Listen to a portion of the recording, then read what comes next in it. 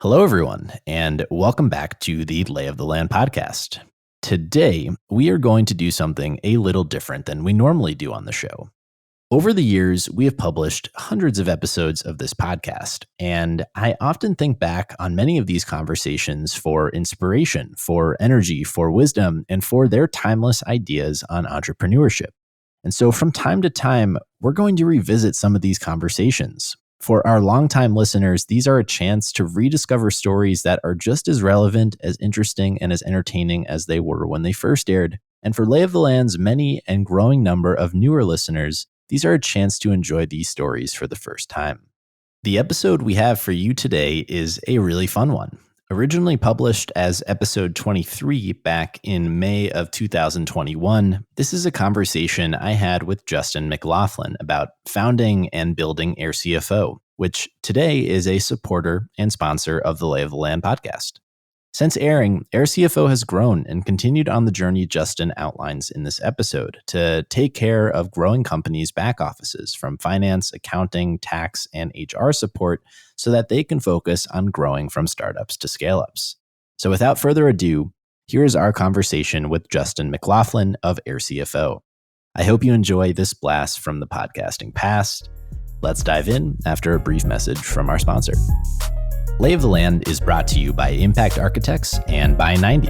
As we share the stories of entrepreneurs building incredible organizations in Cleveland and throughout Northeast Ohio, Impact Architects has helped hundreds of those leaders, many of whom we have heard from as guests on this very podcast, realize their own visions and build these great organizations.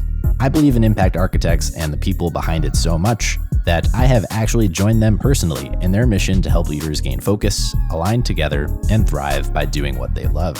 If you too are trying to build great, Impact Architects is offering to sit down with you for a free consultation or provide a free trial through 90, the software platform that helps teams build great companies.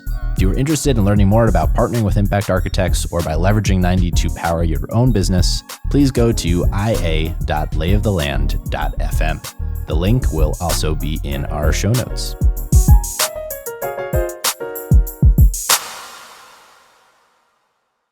The experience of the clients is only as good as the people delivering the work, delivering the service. So Right. It's not like I came up with this idea, but it's like take care of your people first and they'll take care of your clients. Like that's Right. It's true. I mean, I don't jump into a client's payroll system or QuickBooks and answer their questions anymore. I mean, it's out of my hands. It's in the hands of our employees. So, our goal is and we have plenty of work to do. Our goal is to really just kind of lean into this concept of just continuing to take care of our employees and just create a workplace that's where they want to be. That's why they're they're passionate to come to work every day.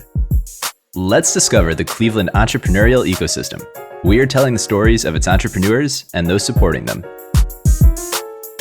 Welcome to the Lay of the Land podcast, where we are exploring what people are building in Cleveland.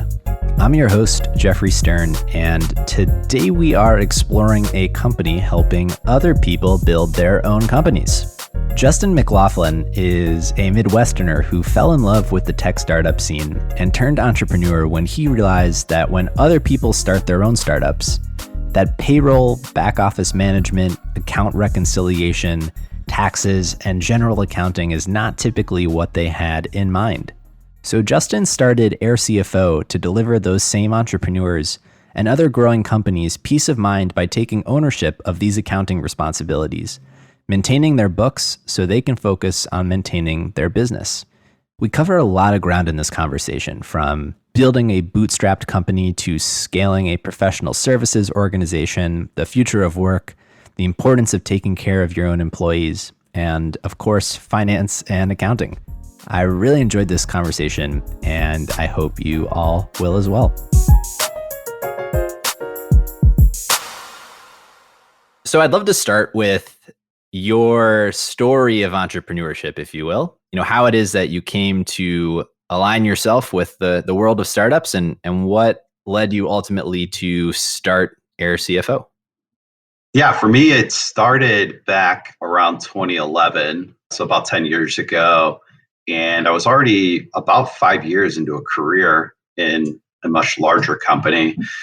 was just kind of getting bored, honestly, in corporate America, trying to climb Yep. the ladder, and had a fellow Clevelander that started a company that he had already taken out west to San Francisco, and he invited me to join, as maybe employee number 15, I think, and just be the first kind of business operations person. Yeah. And once I got out there and just kind of left behind corporate America, I just absolutely fell in love with the startup ecosystem and just everything it had to offer, from the fast pace to the idea of causing disruption in old legacy companies, and just never looked back since. It's been 10 years and I never looked back. So I spent a couple of years there and decided after a couple of years, I have family back here in Ohio. So I decided after a couple of years to kind of come back home. I have a young family as well. And when I was leaving, essentially the company had grown that point to probably about 40 or 50 employees. And we had a small biz ops team. Yeah. And everything that I was doing got, absorbed by other people on the team, but nobody wanted to do accounting or taxes or payroll. So we just kind of struck a deal that I could come back. This is 2013 or so. So this is before remote work was very popular, but we kind of struck a deal to just have me work essentially like part-time as a contractor, doing kind of the back office things that are accounting, bookkeeping, payroll, taxes. And that's really where the idea came from. That's where the idea was born. Yeah, no, that it resonates a lot, because a lot of what I do at my company is figuring out ways to make the experience of doing things that are mandatory, but that no one actually enjoys doing, like Yeah. more enjoyable and easier to do. So I think a lot about how to like make those undesirable experiences more desirable, and that ability to take the unwanted required responsibility off someone else's plate is a powerful ability. It is. Yeah. So, okay. So you kind of stumble into this challenge. No one likes to do accounting. Yeah. And those responsibilities kind of fall on your plate. At what point do you come to the realization that there's a company in this idea?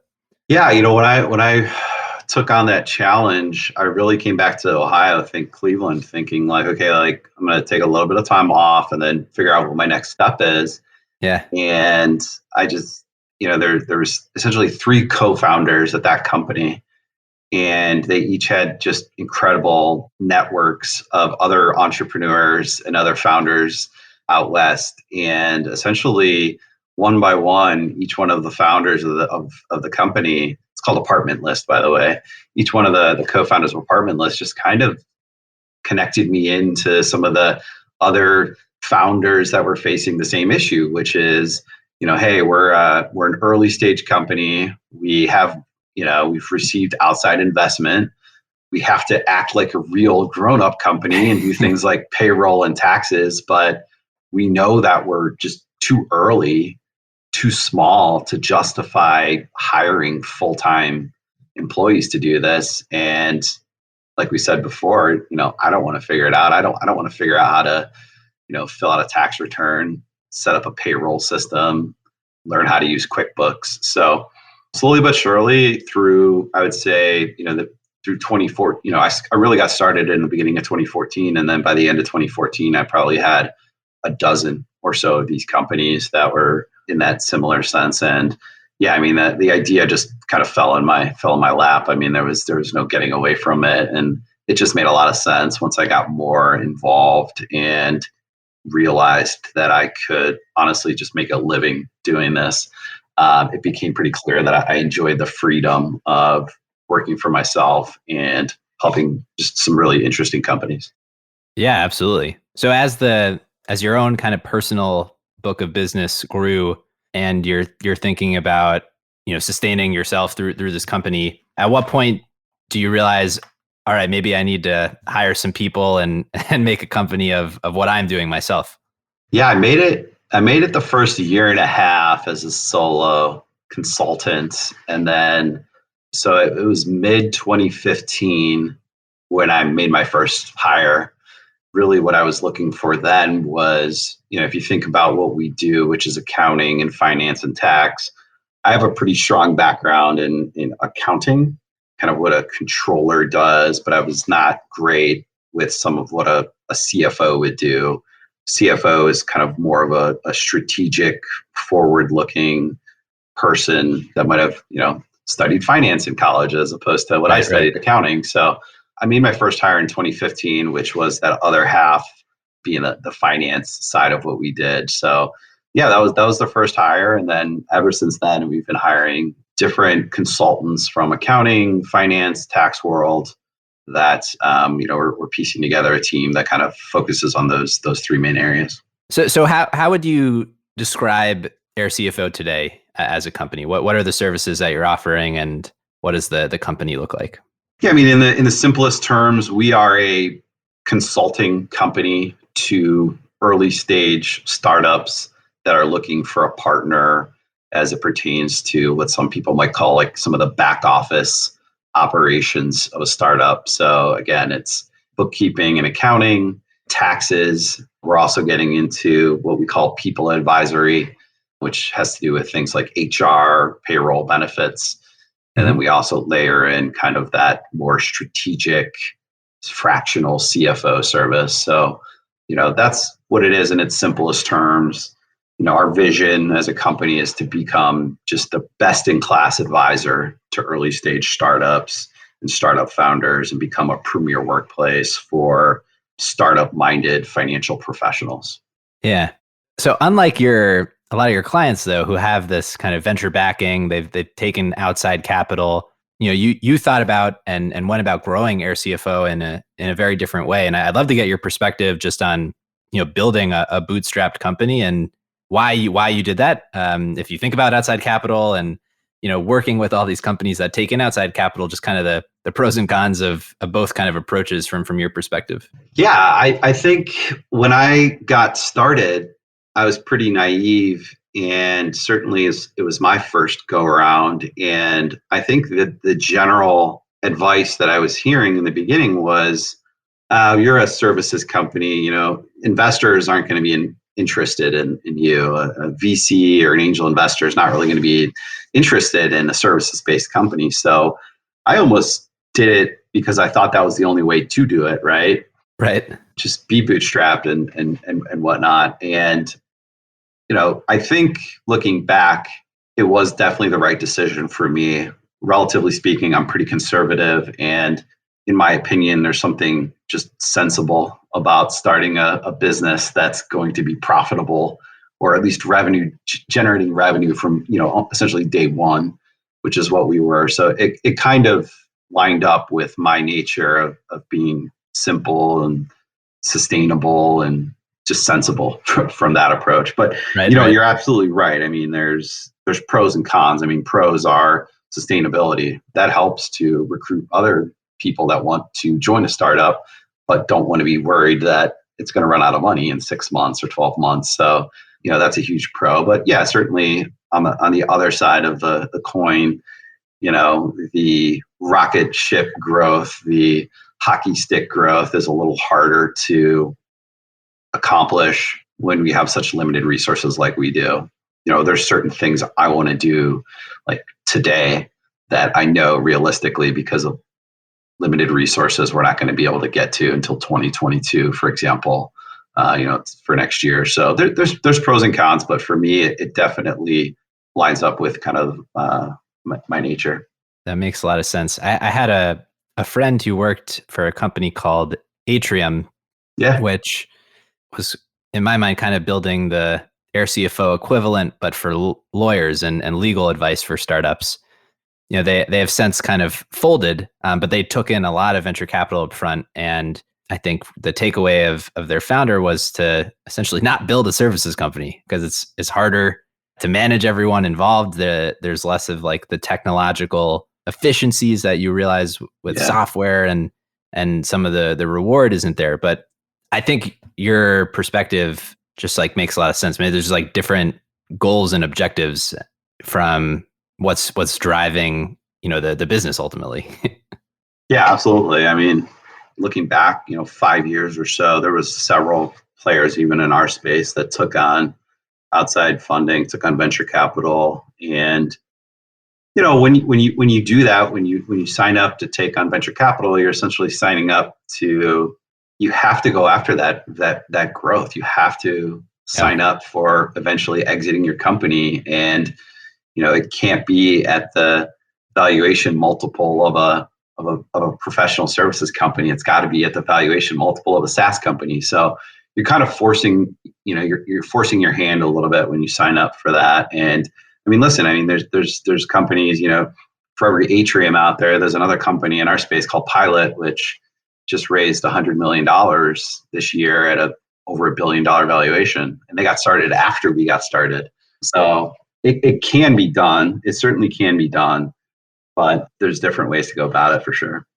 Yeah. How do you think about competition and differentiation in the market? I think about it every day. I think in the early days, I was really focused on our competition and really focused on just small little things I could do to try to differentiate. When we first started, for example, we were set on what we call like flat fee pricing, right? Like right out of the gate, like telling a client from day one, like you're going to pay exactly this much. So I've thought about it since day one. I mean, currently where we stand, what differentiates airCFO, there's a couple of things. We stay really focused on our vertical. We stay really focused on our niche. Mhm. We've been after it now for 7 years, and we've gotten a lot of subject matter expertise in kind of our sandbox, so to speak, that is very helpful for the clients we help. We're a scalable solution. So, we work with pre-seed companies, 2 people and just an idea all the way up through exit. And the other thing that differentiates us is we take a small team approach. So we don't just have one person that's trying to be everything from your CFO to your accountant to your bookkeeper.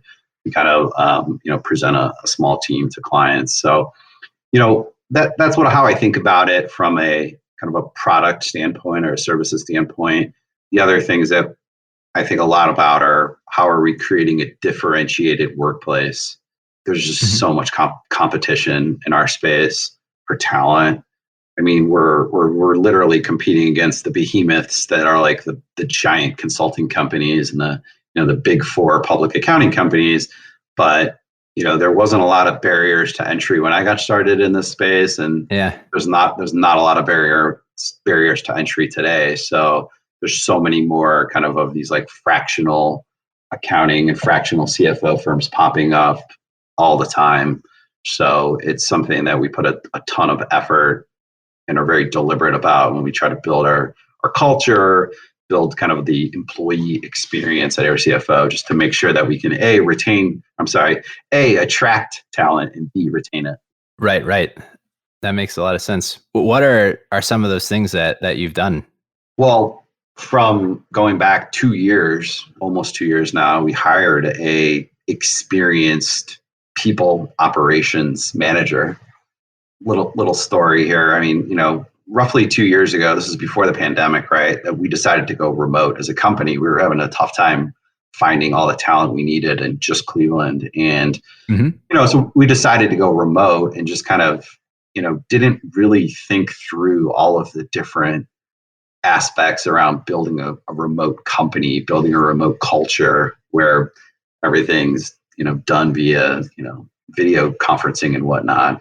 So we were very fortunate early on to kind of listen to the feedbacks from some of our remote employees that we needed to step up. We needed to do more, to be deliberate about just creating a good employee experience. So we hired, her name's Sky. We hired Sky she's down in Austin, Texas, and she came on to be kind of our first head of people. And through some of the initiatives over the last, it's been over a year and a half now that she's been putting in place. Everything from, the very beginning of the employee life cycle, when we're talking about recruiting and interviewing, through onboarding, through, performance reviews. I mean, literally all the way up through offboarding and kind of separating from employees. She's just taken, a fine-tooth comb to everything that we were doing and really put more of a like a just a real lens to it and try to find out kind of what are our opportunities for improvement. And it's a constant thing we work on, right? From, just from rolling out more benefits to creating better ways to communicate with one another through Slack and Zoom and email, and just kind of writing a lot of standard procedures for how to kind of best work with each other, if that makes sense. Yeah, totally. There's some like real prescience in there, some foresight. I imagine with what ultimately happened with the pandemic is like most companies transition to remote was this unnatural, forced consequence that was not, of any intention. But I imagine coming into it with an intention to, that's the direction that you wanted to take the company. I imagine that is kind of a real differentiator over the last year and change. Yeah, you're absolutely right. It's it's definitely a little bit of luck there. I couldn't imagine at this point going back to trying to build a company and not having it be remote. There's been so many benefits, certainly some pain points in the beginning, but you're right. I mean, we were one of the fortunate few during the pandemic that didn't really have to take those first few months to just try to adjust to the reality of being isolated. So we were very fortunate. Yeah, that's pretty serendipitous. One of the topics that I wanted to get your perspective on is kind of more of a macro one. But one of the things that I've been thinking through a lot is this idea of the itemization of the firm. So there was this economist, Robert Coase, back in the 30s, whose like main idea was that the firm, the modern day company, exists because it's cheaper and easier to like consolidate all of the necessary functions within a company than it is to find and coordinate people or service providers externally to do those functions on the market. And when he came up with this in the 30s, it was before the internet and these digital platforms, which have since greatly reduced the cost to coordinate, and that it manifests in remote work and all these things that just weren't even possible before.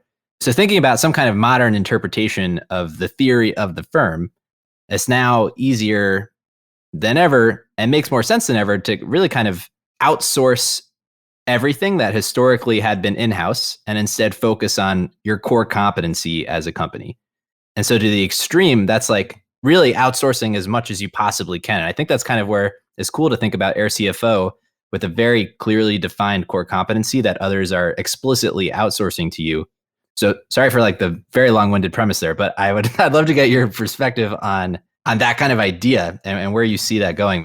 Yeah. I mean, this is the idea that we exist upon, right? I mean, this is the very nature of why we exist and why we've helped over 200 startups at this point.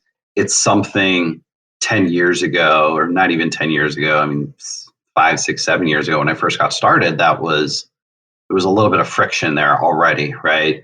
I mean, I used to have conversations like, so what do you mean you don't come to the office to Right. shuffle papers and sign checks? When I first got started in Cleveland, I remember it was even a software company, like a venture-backed software company that was like, well, okay, we'll work with you, but you have to come to the office 2 days a week. And and that was just a little bit of a transition to almost like they treated it was me by myself when I first started with them. It was almost like I was a part-time employee, on site. And I mean, there's just been a lot of movement in the last 10 years. I think when I got started, I think, and I've not looked into this deeply, but I feel like, the idea of outsourcing some of your development work, overseas was catching on, instead of, especially in San Francisco, where it's super expensive cost of labor, outsourcing some of the dev work was kind of common.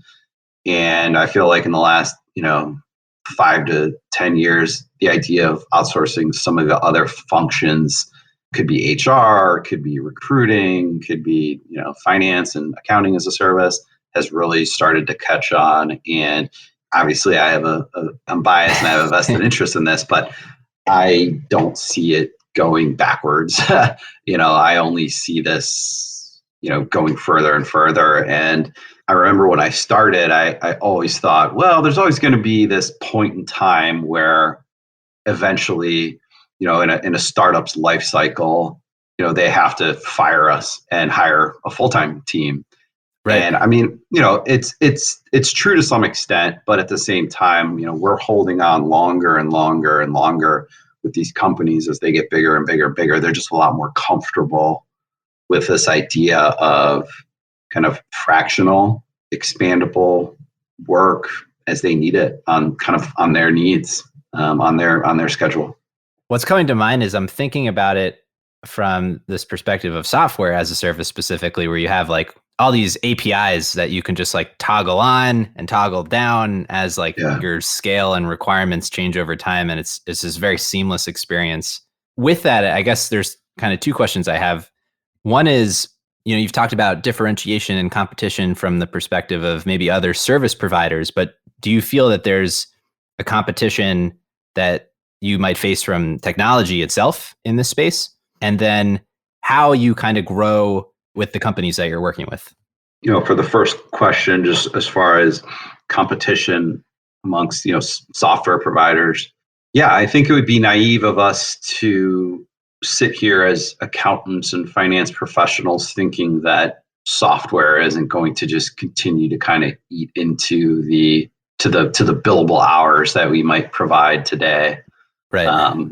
It's already happening, right? I think people got a little excited with artificial intelligence and invested in some companies in our space that have, already since gone away. That we're not there yet, right? Feel like the idea a couple of years ago was, we're building a company to not just be your bookkeeper, but they'll replace any need that you have for an accountant or a bookkeeper. And we're not there yet, but we take a position that we think that over time that will continue to eat into our work. And I feel like my job as a CEO is to just constantly keep pushing our team up into an advisor role and, just cutting out that rote mechanical kind of data entry, plugging and chugging, bean counter is some of the like phrases you hear about accountants and whatnot. I feel like my job is just continue to push us up into more of an advisory role. Because at the end of the day, I remember I was talking with the founder in our space that started one of these software companies. Mm-hmm. And, he had something that was kind of insightful. And he was like, at the end of the day, I think the accountants, the human element of what we do is always going to be, there's always going to be demand for it. There's always going to be need for it, because at the end of the day, someone's got to be accountable for all this. Yeah, and, literally. Literally. And, first time founders, early stage CEOs, they want the peace of mind knowing that there's somebody else, part of their team, that is accountable and responsible at the end of the day, that the software isn't just going haywire and pumping out revenue numbers that are not accurate reflections of what's going on in the company. So I do think that we still have a long ways to go from software, and we invite it, because I think there's always going to be a space for us in more of an advisory type role, if not as much as like the commoditized bookkeeping and data processing that it exists today. Right. That component of it is kind of the race to the bottom. Yeah, I totally agree. What was the second question you had? I can't. Yeah, no problem. The second question was about how you grow with your clients. You mentioned in some ways the goal might ultimately be, to have your customers be successful enough that they maybe outgrow the need for airCFO. So how you think about that transition? It used to be part of my sales pitch, which was like, hey, if you do your job and we do our job, you're going to have to fire us one day, because because you're going to get so big that it's just only going to make sense to bring this in-house. What's happened over the last 7 years and 200 plus clients is it's almost like a bell-shaped curve, where in the beginning there's just not a lot to do, right? For a pre-revenue 1 or 2 person startup, just some basic compliance, some basic reporting, keep us out of trouble when it comes to the IRS and our investors. And then as you find product market fit and you're working from like a seed stage up to a Series A, that's when our role becomes, often the biggest. We're playing that role of a fractional CFO, helping a company, figure out things like planning for their next fundraise, or helping them set up a infrastructure to measure things like customer acquisition costs and lifetime value. And there's a lot. And then, I would say our peak in relationship is probably right around the Series A. At that point, we're covering everything from, when I think of like a finance department, at the top, you might have, your CFO. And then under that, you might have your accounting controller and your accountants. And then all the way further down, you have your bookkeepers and your kind of clerks. And somewhere around the Series A is when we're really, we're kind of doing the full stack of everything. Mm-hmm. And then past the Series A into the Series B, it depends on the company, of course, but a lot of times what we're seeing is they'll go and hire a CFO, a full-time CFO. Yep. And usually they start at the top. Not always, but usually they'll start at the top. And what happens then is, the first few times that happened to us, I was like, oh, darn it, we're going to lose the client. That's it. Bittersweet, good for them, bad for us. But what we've found is, the CFOs, especially the experienced ones, the last thing they want to do is just completely build the finance department from ground up if things are working. Mm. So a lot of times they'll keep us on, and maybe in the first year we obviously lose some of those strategic finance role, but maybe they still want us to stick around to do as almost like if you're familiar with finance, like an FP&A person, like financial planning and analysis, like almost like an analyst under the CFO. And then they still want our accounting services and maybe even our tax services. So what we see over time is that it's much more of like a gradual decline from like a full stack down to the point where, we had a couple of companies that were over 200 employees where we were still involved doing just basic bookkeeping at that point. We've built up so much kind of institutional knowledge about how things operate at that company, because a lot of times we've been working with them for, at this point, 3, 4, 5 years. I mean, our very first client that we ever had is still a client today. So, we can work with clients for over 5 years. Yeah, I guess having the experience of working with so many startups and seeing them grow over time, what do you see as kind of the biggest mistakes early stage startups are making, like the biggest financial mistakes, just mistakes across the board? Yeah, I probably a lot of the same mistakes you read about. I don't think there's anything too unique about the companies we've worked with. That said, I think maybe a couple of specific examples. I've seen a lot of first-time founders and co-founders come right out of the gate at a pre-seed stage, just call it an ideation stage. And I imagine in my mind, they're like sitting around the table drinking, having a few beers. And it's like, we're going to start a company. All right. Like there's 3 of us, like you get a third, you get a third, you get a third. And then like, they wake up the next morning and like, what, somebody's quitting their job to go at it full time. The other 2 are kind of like, well, let's think about this. I'm gonna do it part-time, right? And all of a sudden, I've seen that where you kind of get locked into this 1/3, 1/3, 1/3 split. And I'm just using the example of 3 people. Right. This even split where in reality, one person might be shouldering a lot of the effort in the early years. And I've just seen that grow to be resentful. I've seen it go all the way to legal, get legal involved. And I think there's other ways to go about doing that where, maybe you have a goal of getting it to 1/3, 1/3, 1/3, but you create some kind of vesting schedule for the first few years. And that way, if one person really does go at it full bore, then he or she will get rewarded more than others. So I've seen that at the pre-seed, at the seed stage,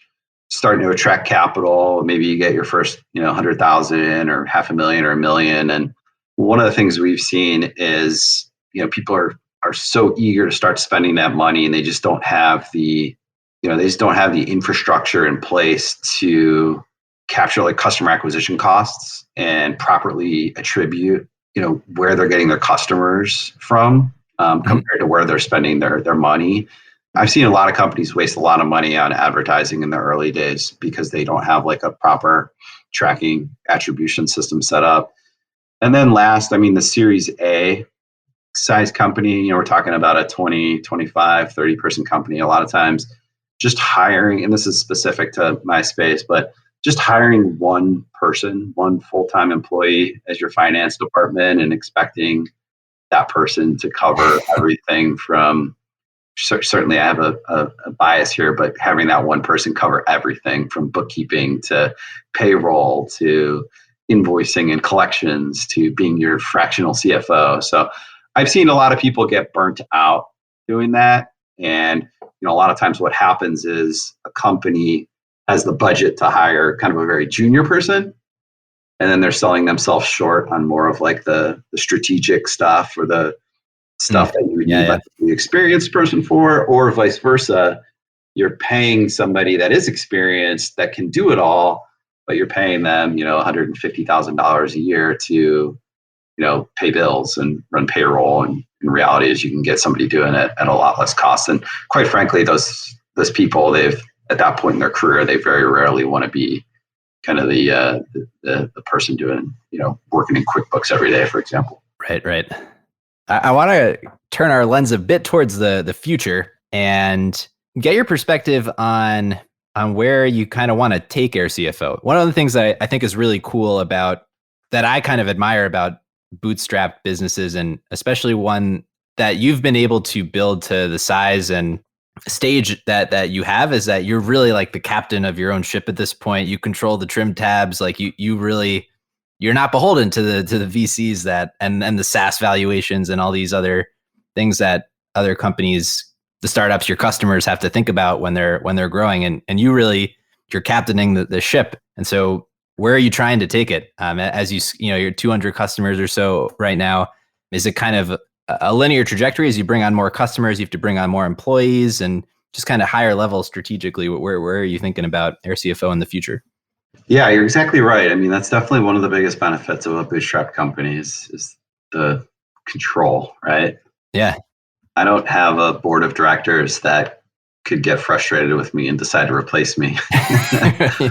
But, that said, I definitely report to my team and my employees, and there's no way that we're going to attract and retain the talent that we need to attract and retain to keep growing if we don't have, if they don't have kind of a sense of where this is going. So I do think about it a lot, and we do talk about it a lot. I mean, listen, I think from a size standpoint, we're roughly 25 employees now, and like I said, like you said, about 125, 140 clients, I think, on a regular basis, monthly basis.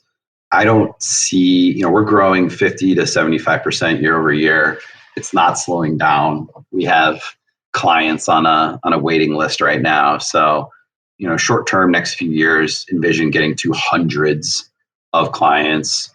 We have an incredible leadership team, and they're all kind of in it for the long term to keep building this. I think what we'll focus on most is there's two parts to it. There's two parts to our vision: the services and the client side, and then the creating a premier workplace for airCFO. So my focus is very much on creating a premier workplace and creating kind of the future for accounting, finance, tax professionals. Creating the future of a workplace for them. And I've heard a few of our employees use terms like, use phrases like they almost feel like they're working for themselves when they work for us. I mean, there's an incredible amount of autonomy that we give our employees, and they kind of like control their own kind of book of business. And I think people really like that. So we're going to lean into that more. We're really going to try to lean into this idea that we're creating an alternative career path for, some of the best and brightest that are currently working in, the best management consulting firms or the best big, public accounting firms. Create an alternative career path for them. And the other question might be like, what's your exit strategy? We don't know yet. we don't know, and we're not trying to put too much emphasis on that. Is it 10 million in revenue or 20 million in revenue? It's just not a huge point of emphasis for what we're doing. But we're committed to growing it. We're committed to just continuing to attract and work with a bunch of awesome founders and entrepreneurs. And then on the other side of that, just create a workplace of engaged, passionate, motivated finance professionals that want to help startups. What resonates a lot with me about that is I think a lot of companies, startups, hold culture as something that's very important to them. But I think what's really cool about what you're doing is that if the people at the end of the day are kind of what you're differentiating your product on, Yep. right, as a services provider, then focusing on culture as one of like the core tenets of what you're doing is how you have to get the best people. It makes a lot of sense. I haven't thought about it from that perspective. Yeah, I mean, the experience of the clients is only as good as the people delivering the work, delivering the service. So Right. It's not like I came up with this idea, but it's like take care of your people first, and they'll take care of your clients. That's right. It's true. I mean, I don't jump into a client's payroll system or QuickBooks and answer their questions anymore. I mean, it's out of my hands. It's in the hands of our employees. So our goal is and we have plenty of work to do. Our goal is to really just kind of lean into this concept of just continuing to take care of our employees and just create a workplace that's where they want to be. That's why they're they're passionate to come to work every day. I mean, it sounds super generic, but it's very, very true in our space. Yeah. I'm just curious, how many people at this point are Cleveland based versus remote? It's dwindling. Literally dwindling. I think it's probably out of 25, it's down to it's 5 or less. Mm. Yeah, we used to have about 10 in Cleveland. And when I say dwindling, I don't mean necessarily they're leaving the company. Somebody just left for Austin, Texas 3 months ago. Our VFA fellow is looking to relocate to Denver. So they're with the company still, but people are kind of exploring outside of Northeast Ohio. As a Midwesterner, I mean, does it factor at all into your thinking, like having a company here in Cleveland? And obviously, we've spoken about the plethora of benefits that come from remote culture and all that. But yeah. I'm just curious your perspective on, building a company here in Cleveland but having it really be a remote company, and how you reconcile those things or think about that. We'll always have our roots here. We always kind of look for those, Midwestern sensibilities for the employees that we hire, even if they're spread out from Texas to Canada at this point and over to New York. But I think at this point, it's safe to say that we're a fully remote company. I will say that in the beginning, we did try to run kind of this hybrid.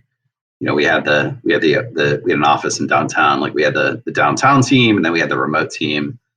And at least for us, that wasn't working. Kind of that dichotomy or that building two different cultures was just not healthy for us. We were way too small. And I know some bigger companies can pull that off, but we just didn't have the resources to try to do that. So yeah, we operate fully remote. We do have a kind of a lease at an incredible co-working space called Limelight in Ohio City, where we essentially set the expectation with the people that are still in Cleveland, which is like, hey, if you want to get out of your house, you don't have to work from your home. You can go to the co-working space, and there's like a small group. I think on average we probably have one or two people out there.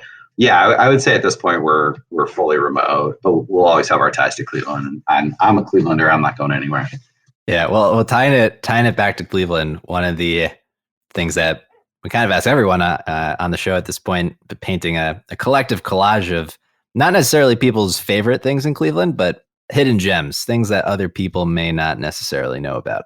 With that, what are some of those for you? Yeah, I appreciate the question, and I hope no one else has said this yet, and I think you might find it funny. It is it's Venture for America, the VFA community. Oh, wow. And yeah, when I got started in 2014, I met my first fellow, I think it was 2015. He was working at one of our startups. one of our startup clients, and just had no idea what it was about or anything like that. Yeah. But when we made our first, after we got to about 4 or 5 employees, we were essentially just all consultants. And we made our first hire in customer success. And that was our first interaction with VFA. I think that was probably back in 2017. Yeah. And since then, we've hired, her name was Casey. She was fantastic. She's out in Portland, Oregon now. And then we hired Dan to help lead up growth and biz dev. But, the community, aside from just hiring a couple fellows, we've been involved with VFA, the accelerator, which is here in Cleveland. If anyone wants to, look at the accelerator and some of the companies that have come out of that, they've put out some incredible companies through the accelerator.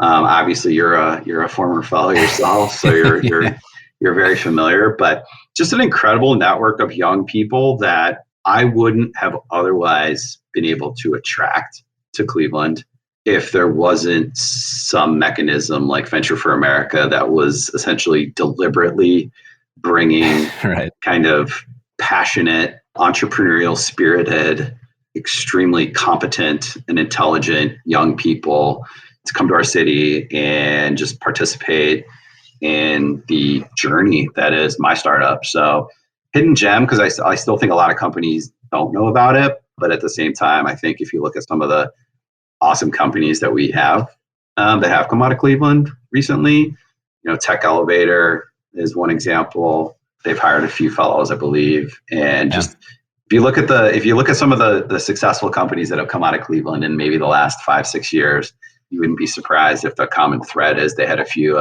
Venture for America fellows join their team. So we're super excited. We're hoping to hopefully add another fellow here potentially this year.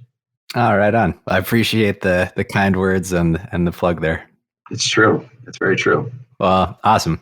Justin, I really appreciate you coming on and sharing your story today. I think there's a lot of really cool and different insights from this conversation than from some others. So I really appreciate it. So thank you. Yeah, Jeff. Thank you. Thanks for having me on. If people have any questions or things that they want to follow up with you about, where is the best place for them to reach you?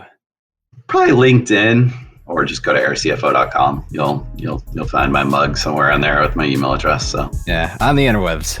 You got it. Yeah. I'm not big on Twitter or anything else. So just I am very responsive on LinkedIn. You'll find me there. That's all for this week. Thanks for listening. We'd love to hear your thoughts on today's show, so shoot us an email at layoftheland@upside.fm or find us on Twitter at podlayoftheland, @thetegan, or at sternhefe, JEFE. We'll be back here next week at the same time to map more of the land. If you or someone you know would make a good guest for our show, please email us or find us on Twitter and let us know. And if you love our show, please leave a review on iTunes. That goes a long way in helping us spread the word and continue to help bring high-quality guests to the show. Tegan Horden and Jeffrey Stern developed the Lay of the Land podcast in collaboration with The Up Company, LLC. At the time of this recording, we do not own equity or other financial interests in the companies which appear on this show unless otherwise indicated. All opinions expressed by podcast participants are solely their own and do not reflect the opinions of Founders Get Funds and its affiliates, or Actual and its affiliates, or any entity which employs us. This podcast is for informational purposes only and should not be relied upon as a basis for investment decisions. We have not considered your specific financial situation, nor provided any investment advice on this show. Thanks for listening, and we'll talk to you next week.